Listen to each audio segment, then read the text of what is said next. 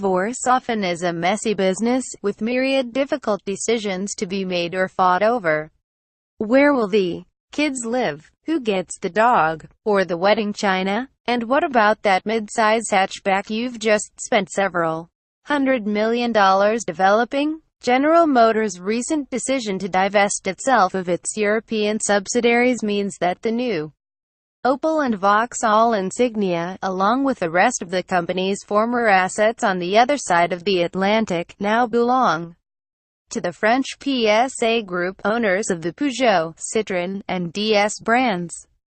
But the settlement deal also includes the equivalent of joint custody, with Opel committed to producing versions of the Insignia for GM to sell outside of Europe. In the United States and China, this car will be the new Buick Regal Sportback, while in Australia it will become the Holden Commodore. While the new Regal isn't here yet, we've driven the range-topping Insignia Grand Sport 2.0 TAWD in Germany.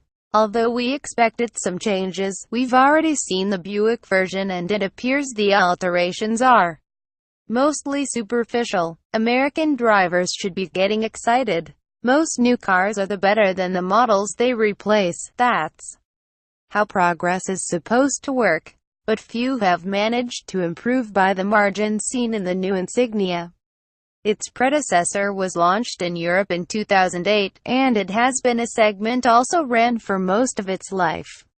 While Buick has managed to give the Regal a slight premium shine, the Insignia has always been the epitome of an unexceptional mid-sizer in its homeland, the sort of car the Hertz representative apologizes for giving you when they run out of Volkswagen Passats. The new Insignia sits on GM's upgraded Epsilon 2 European CE2XX architecture, making it platform buddies with the Chevrolet Malibu. It pretty much aces the scorecard compared with its predecessor: bigger, lighter, more efficient, and, with the turbocharged 2.0-liter engine, faster. More important, it looks good. GM Europe can be said to have pretty much saved its best for last, with this car being much tauter and leaner than its predecessor. Overall length has increased by 2.6 inches. The wheelbase, while identical to the Malibu's, is 3.6 inches longer than before, and the roof sits an inch lower. And yes, it's a hatchback, or, as Buick dubs it, a sportback. Opel decided to simplify the three body styles of the previous Insignia into two. The Grand Sport uses a long, notchback emulating liftgate to give it a sedan-like side profile, but the whole rear glass lifts with the decklid.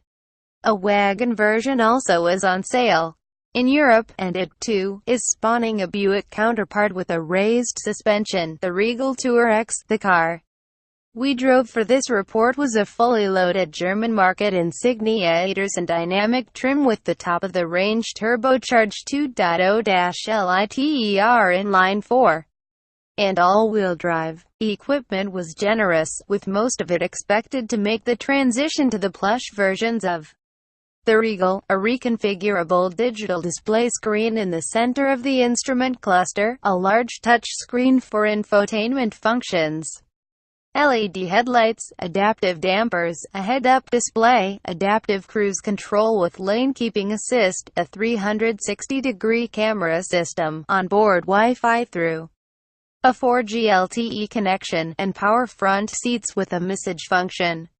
The car also had Opel's version of OnStar, which is exactly like ours, only it speaks German. While exterior dimensions have increased modestly, the new Insignia feels significantly more spacious inside. There is generous room for 4 adults, with the possibility of seating 3 across in back.